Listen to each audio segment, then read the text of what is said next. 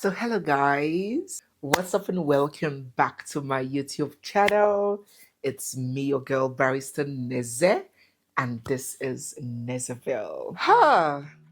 This Regina Daniels' story has really occupied every single corner of social media over the past couple of weeks.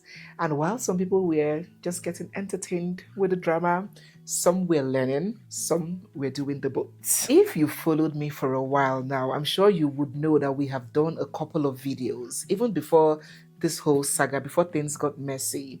When the going was good, we covered a couple of videos, and I expressed my surprise, my shock, my dismay at how this very young girl was projecting polygamy with an old man as desirable as heaven on earth, as as goals, life goals. And I was like, A lot of people also felt the same way, but few people came and were like, oh, you are jealous, you people are jealous, that's why. At that point, I would admit that I didn't quite understand where Regina was coming from and perhaps the reasons why she did or she was doing the things she was doing.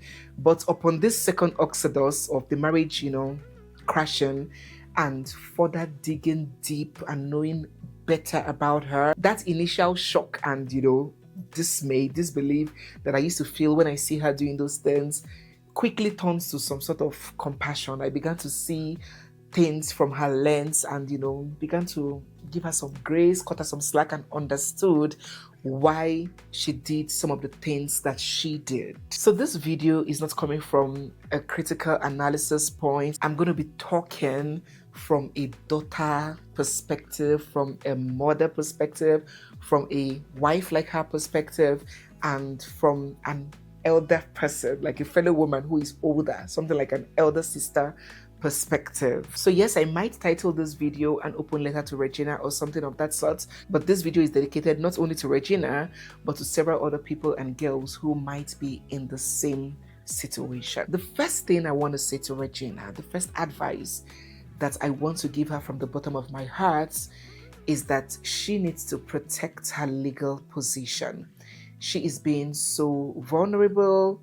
She is poking so many holes in her blankets legally, and she needs to quickly correct that and stop. Now, Regina accused her husband of domestic violence, and he came out and refuted those claims. He put out a statement, he came on national television, he went to social media, and he debunked that allegation, even when there was some sort of voice note that subtly implied him admitting that to her brother. He said, lie, no be me and you, I didn't do it.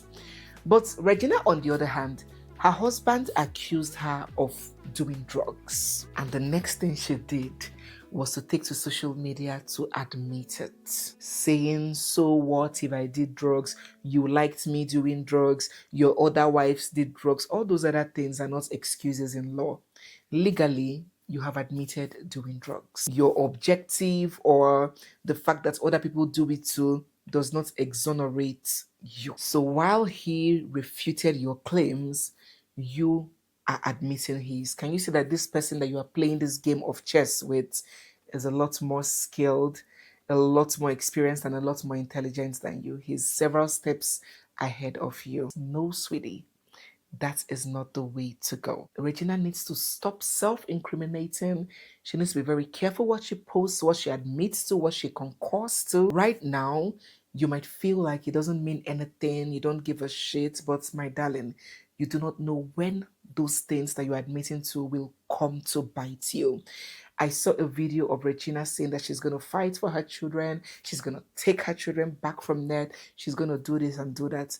My sister, my darling, do you think if this case goes to court and that man puts up a contest that he wants the children, what judge, what justice, what magistrate in their right mind would give custody of young children to a mother who has admitted to dealing in substances? You do not even know the future opportunities that admission can impede. This man that you are dealing with is and has been recording and documenting everything that has been going on in that marriage in case it gets to this, because he knows that it's not natural for a 17-year-old to fall in love with a 70-year-old. He knows that most young women will get tired and weary of polygamy. And trust me, he must have given room in his mind for the possibility of this turnout. He has receipts. And you too, you have to act as if everything you do, everything you say, everything you type on social media can and will be used against you in court one day. Just live that way. Live thinking that everything you do or say will one day be presented in court. That way you'll be more careful, because I'm not seeing a lot of carefulness with these things that you are admitting to and putting out. Secondly, I believe that, or I think that Regina has to decide on the way forward. And when she reaches that decision, she needs to act. Because right now, I'm not seeing her taking any action. It's just social media jabs and insults. There is no action. So what can she decide on? She can decide on reconciliation. Now, reconciliation does not entirely mean her going back to the marriage. She can decide. It's her choice. She can decide to comply with the terms that the man has stated. The man is very, very big on his reputation, and he's insisting that, statements be put out either by Regina or her brother, retracting that allegation of domestic violence and, cleaning the slate. He doesn't want that out. So it's her choice. Do you want to die this matter by complying to his own way, or do you want to take it the highway? And no one can make that decision for her, because if she decides to challenge him, it's going to be a long and a big fight. And we do not have access to knowing the level of her resources, the money she has for court case, or the connections she has that can help her. We don't know. So it's her choice to decide whether she wants to take this matter the highway or she just wants to comply his way. If she decides to push and give him a run for his money, to challenge him anyway, then she needs to start taking decisive actions. First and foremost, by now, if she wants to challenge what the senator is doing or has done, by now there should be an official statement by a lawyer of pedigree, a law firm, a reputable law firm that it has skill and experience in these kinds of family issues and, fundamental human rights issues. Statements should have been issued by now, urging the senator to desist from defaming their client, taking actions. So the senator would know too that these people are also serious and they're taking it the formal way, just as he is. Even with all these allegations of child marriage and domestic violence and all of these things, social media is not where the real solution will come from. The police cannot act without a formal official complaint filed before it.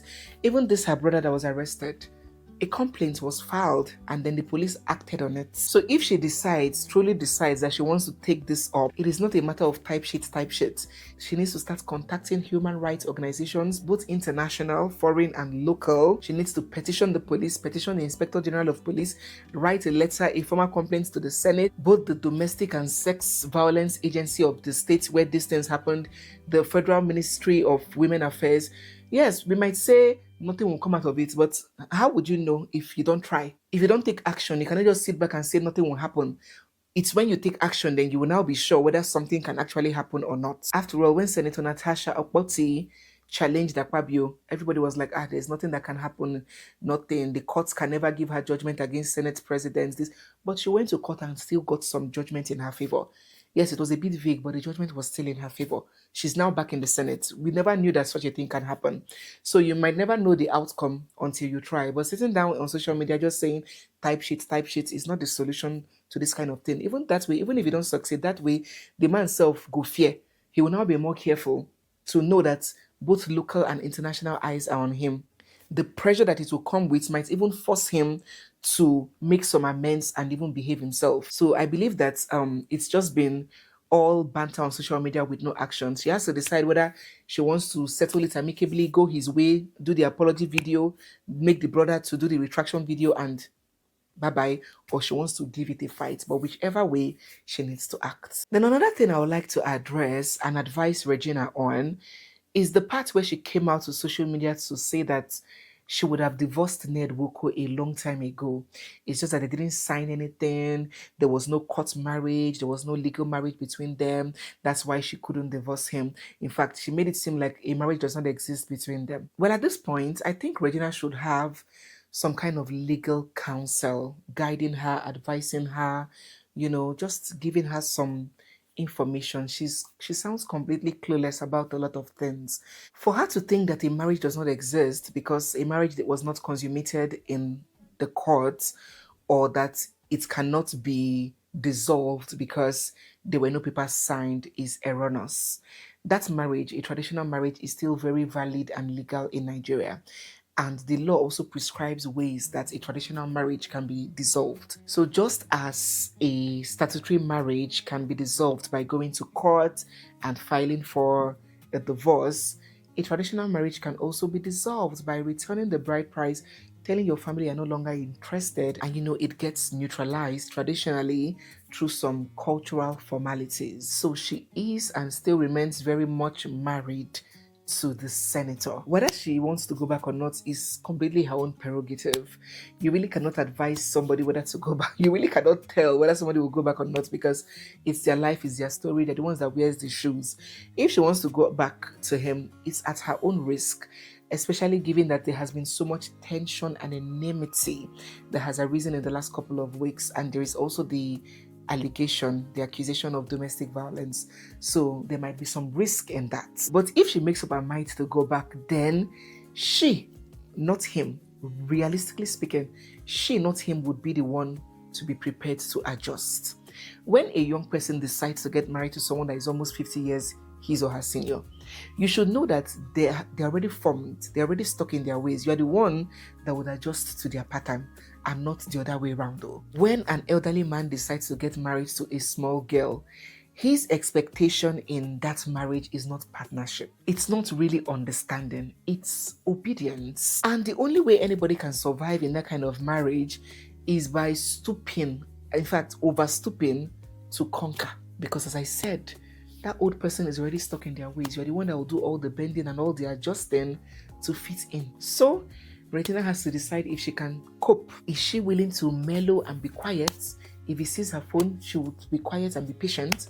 If he says don't go out, she sits her ass back home. If he says I don't want your siblings in my house, I don't want your siblings here, you comply. That is the dynamics of these kinds of marriages. Sometimes it pans out favorably in the long run. If you stay mute, stay silenced and mellow, in the long run, the man might begin to gain some trust and begin, as he's getting older and older, he will now begin to give you some legs, some room, some freedom. So the question is she willing to cope? Is she ready to cope in that kind of situation? If she is, if she's not, then she and her family should make the decision to return the bride price and liquidate that marriage completely. There is no need sitting on the fence on that, because that marriage still exists and she still remains his wife. On the issue of drugs use and abuse, which I consider the elephant in the room, the biggest issue in the front burner. Yes, a lot of people were not happy with Daddy Ned on how he handled the whole issue, how he came for her family, filed a criminal complaint against her brother. There was even rumors that he was trying to arrest her mother and the other brother, the Sweezy brother, coming for her family. People didn't like it because they felt he was misusing his power, and they felt he, as the mature elderly one, should have devised a more amicable, and as cultural people, should have devised a more, suitable approach to handle the problem instead of using the police and law enforcement on his wife's family. So yes, people were not happy with that Ned. But let us still not take our eyes away from the fact that there is a serious issue here. A serious issue that her husband has raised that centers around drug use and addiction. As I mentioned earlier, diving deeper into Regina's story revealed a lot about her and made us to understand why she did some things that she did. Yes, she has been through a lot. Having to grow up so early, starting to work at the age of 7. She didn't really bond with other children. She has just been in the midst of adults. She had a rough childhood. Her parents got separated when she was young, and getting married off to polygamy to an old man with many wives as a child. All these things can be traumatic, and it can explain her vulnerability, and we have given her some grace there. But the truth, the basic and honest truth, is that vulnerability does not completely erase choices. It's just like what's the name of that movie? Please let me know down in the comment section. That movie that Taraji Henson acted, that all the bad things in the world happened to her in one day, then she went to rob a bank or something like that. So people felt pity for her, but she still made a choice. And legally speaking, that's why the courts or the law will not excuse an armed robber who went to rob because he was hungry. Choices are choices. And despite all of these factors may explain the risk, why she had more risk to have resorted to substance and that lifestyle, it still cannot completely erase responsibility. Obi cannot be a boy forever. Ada cannot be a girl forever. Baby Gina cannot be a baby forever. She is now growing up into a woman and she has to be responsible for her life and her choices. Drug use is a dangerous part and it almost always ends in two ways. It's either that person takes charge and goes down the lane of sobriety, or the person takes the bumpy road to self-destruction. So it's either you stop the drugs or the drugs will stop you. So I believe that Regina, she's 24 now. She's now a full-blown adult, fast becoming a woman. The excuses will soon wither off. She needs to make concerted efforts and do anything within her power to break away from dependency or use of substance. It never ends well. So if it means going to rehab, that's rehab. She should. It doesn't have to be the same rehab that her estranged husband is forcing her to, since she doesn't feel safe there. She has said that he does a lot of things to her using that rehab to hide it. So even if she doesn't want to go to that particular one, if that rehab is what would help her, she should submit herself to it.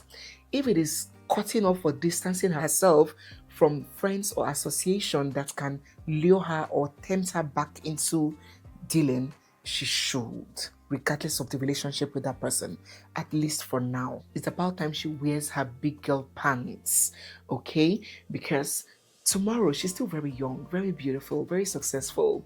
You know, God has not even started with her. Tomorrow, she might find a decent young man and she wants to get married. So those drugs do a number on the reproductive system and organs of a woman. She might want to have more kids in future, and you know, she might now find out that those things didn't help. Besides, she has 2 young children looking up to her, depending on her for proper guidance and, you know, motivation. Let her see those children as a driving force to make her, you know, resolved to have a complete change of lifestyle. Then the next thing that I believe would help Regina is for her to focus on rebuilding privately before she thinks of performing publicly. Regina, as we have all come to understand, is very, very big on public performance, very big on public validation, public acknowledgement.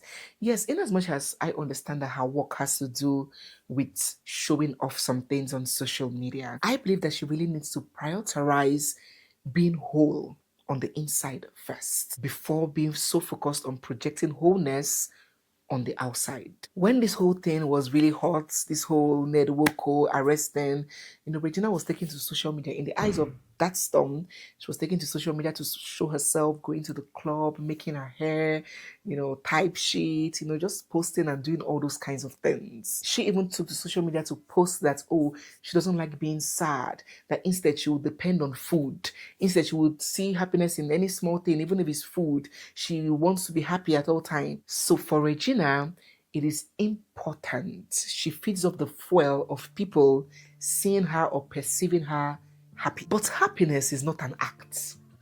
It's not a performance. It's a state. It's not just shown on the outside. It is felt in the inside.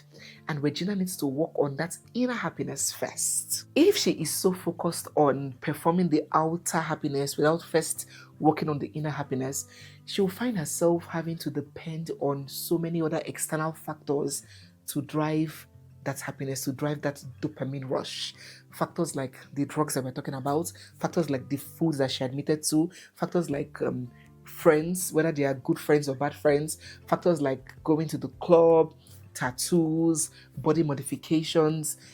She would constantly be on a search to enhance that happiness because it is being fueled by external factors instead of that pure, undiluted peace and joy that comes from the inside. Even external factors like social media, like money, material things, Those are external factors, but they cannot fill the real void that is inside.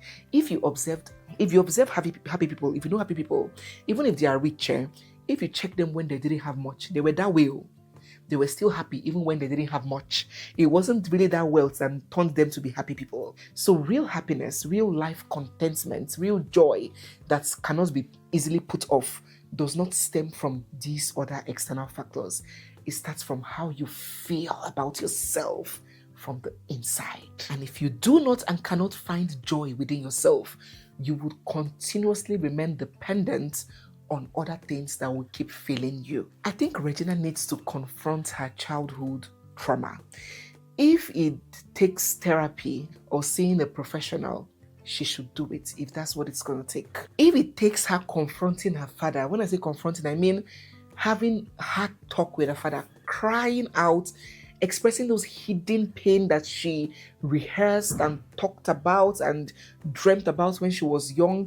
If it means, traveling somewhere with her father and they trash things out, she expresses how she feels. Thank God her father is educated. He's a lawyer, so he will be able to understand some of her pain points that maybe a completely illiterate parent might not be able to understand. Let him explain himself why he left, what that vacuum did to you, that closure. She needs to get it. And thankfully, he's still alive. There's so many women that are seeking for this closure, but unfortunately, their fathers or their mothers, the person that they need that closure from is no more. Thankfully, he's still alive. And he showed up when this whole issue started. Despite he initially cried that he was sidelined, the man still showed up for his children. So he may not be entirely bad after all. Because sometimes, some of us might run with the stories of one parent, but if we sit down and speak to the other parent, we might now start seeing things from different perspectives. We might now realize that, it's true, maybe our fathers did something wrong, but maybe our mothers too carry their own for body. And she also admitted that the man loves his children, that he loves her and he loves his children.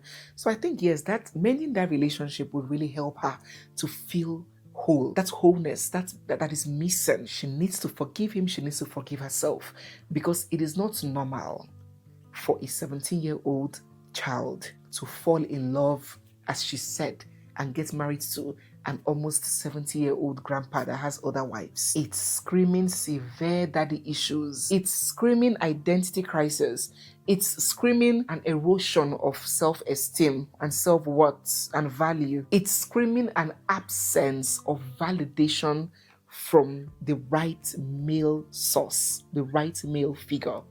And she needs to address that. If she doesn't, she might end up making another mistake again with another man. Then lastly, I think Regina, honestly, from the depth of my heart, needs to rebrand. Regina had the advantage of becoming a star as a child. Yes, it came with its downsides, but let us not deny the fact that there are also advantages to it, meaning she had an early start. She familiarized herself with those Nollywood kakus young enough. She had a platform that she could leverage on easily, unlike those that just came into the scene as adults. She had relationships. And if she had pursued her brand very well, by now, we should be seeing Regina in big screens, international screens. How many Netflix movies have we seen Regina Daniels feature in? The brand and identity that she built is the wife of an old man, the wife of a polygamous man. Any music video that has to do with Wunyo Dogu, a woman that is married to a man, a big man, that's where they call her, that's where they brand her. That's the brand that she has presented for herself, the young wife of an old man. And then she had a reputation of, attending political meetings with her elderly husband and, all of these things. That has come. God has a reason why she had to live through that. But now that it's over, I think she needs rebranding. And when I say rebranding, I don't just mean going to the club, partying, showing videos of herself, having shisha and, that kind of lifestyle. She needs to package herself well. What really is she outside that Wunyo Dogu tag? She needs to find herself. She needs to rediscover herself. She needs to own her life now. She needs to discover herself. She needs to travel. She needs to meet new people, change her circle if necessary. She needs to get closer to God. I don't really like pushing people down that religious path, because I believe that it's a personal decision, but it will help her. That confidence of knowing that God, they your back. There is nothing bigger than that. I know everybody says it. We're in a religious country. God, God, everybody just trusts God. But deep down, knowing deep down that nothing they happen because God is with you is the biggest confidence that anybody can ever have. It gives courage. So yes, I really encourage Regina to rise from the rumbles, to build from these ashes, these lemons that life has thrown at her. If it is that I am a queen in my house that she's now repeated for saying, she can form it into a mesh, t-shirts, face caps. I am a queen in my house, or type she, or whatever thing that she says. She can build a brand on it and grow from it. She needs to grow up. She needs to forget scandal and focus on legacy. And don't forget that the biggest revenge you can ever have is what? Success. So we are wishing her all the very best. I hope life is fair to her, and I hope that through her story, so many young girls can get the proper indoctrination of what marriage is, of what happiness should feel like, instead of living in a fool's paradise and the bubble that one old billionaire is coming to save you. Let us drop our thoughts down in the comment section. And if you have any other words you would like to add to her, begin to drop down below as well. So guys, yes, we have come to the end of today's video. If you're new here, you're seeing my face for the first time, or if you've been watching without subscribing, don't forget to hit the subscribe button, give this video a big thumbs up, drop all your thoughts down in the comment section, and stay glued for we have so much more coming your way. It's me, your girl Barrister Neze, and this is Nezeville. I'll see you guys in my next one. For now, bye. Mwah.